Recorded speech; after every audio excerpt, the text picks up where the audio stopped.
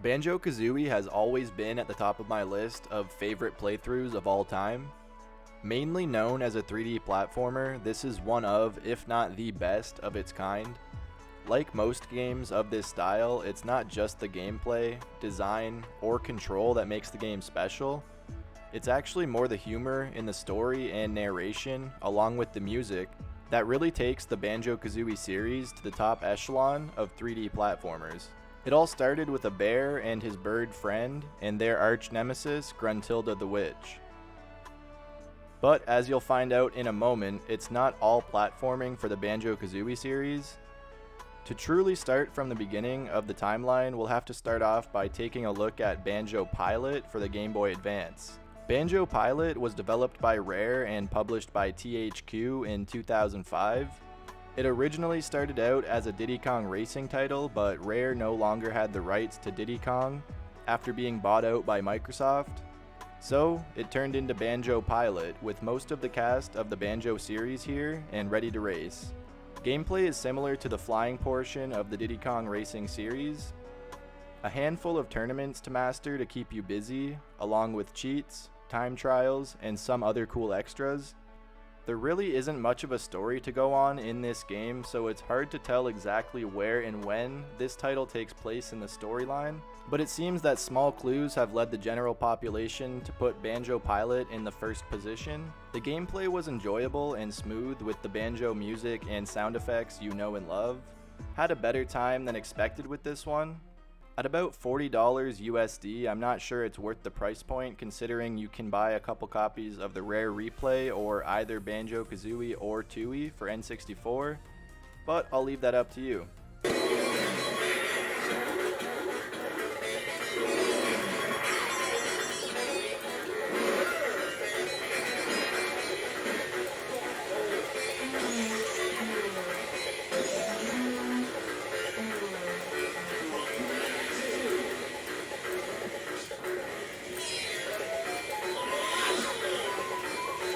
Banjo Kazooie was developed by Rare and published by Nintendo in 1998.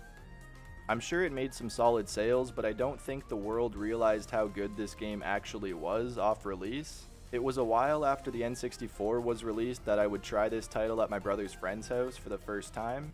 Rough around the edges maybe in comparison to Banjo Tooie, but one of the best games created of this style around this time for sure. Start your adventure with only a few basic moves, but as you progress through the plot and different levels, you'll begin to unlock a wide variety of moves to help you along the way. You'll also meet a memorable cast of characters from Kazooie to Mumbo to Klungo, each with a great sense of humor to keep the story interesting. Collect music notes to learn new moves and collect jiggies to unlock new worlds. Also, help out the Jinjos by finding all of them and they'll give you some help in return. If you somehow missed this one, try it out for a fair price on the Rare Replay for Xbox One, or buy a legit copy for the N64, it's well worth it.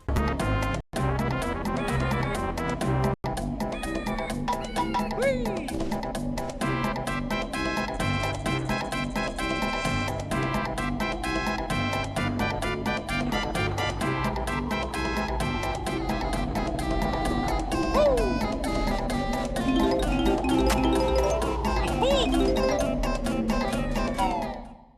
Banjo Kazooie Grunty's Revenge was developed by Rare and published by THQ in 2003. It's always impressive to me to see what the Game Boy Advance is capable of, like fully functional 3D shooter ports. But this is certainly amazing work from Rare in graphics, design, and playability, as they literally ported a Banjo Kazooie style N64 game to the GBA. Nothing is really compromised here, even the music and sound effects sound great. This game's getting kind of expensive, sitting at about $25 USD, but being cheaper than Banjo Pilot and a significantly better experience, I would recommend this title, especially if you're a fan of the series.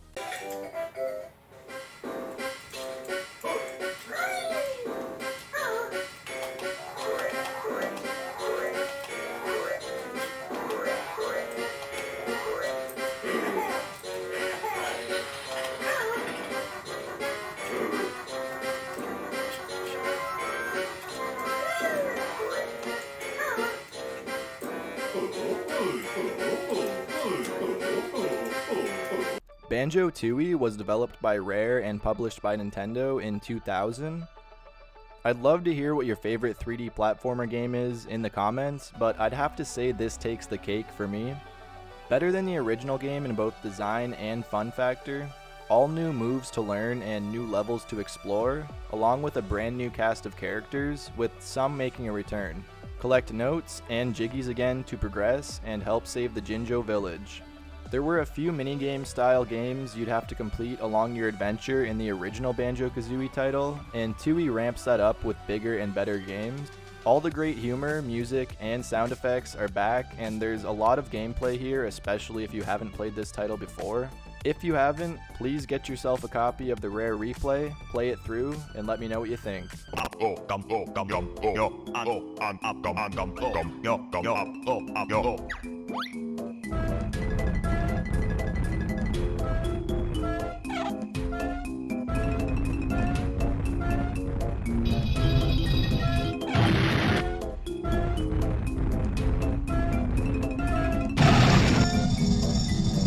After Banjo-Tooie was released, we weren't too sure what we were going to get as the next installment in the Banjo Kazooie series of games.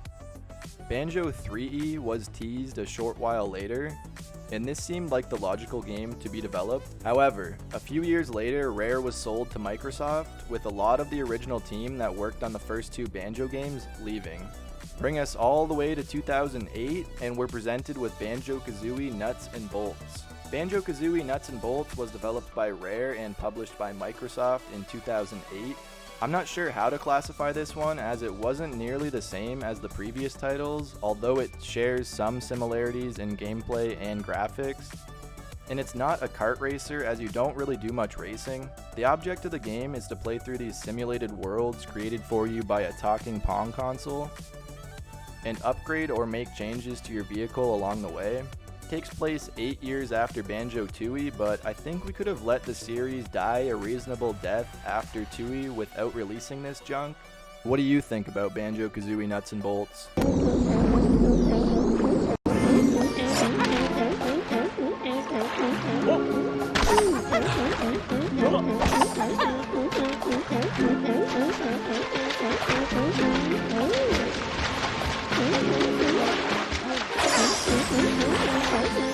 That being said, if you're looking to get into the Banjo Kazooie series for the first time, the original Banjo Kazooie or Banjo-Tooie are your best options.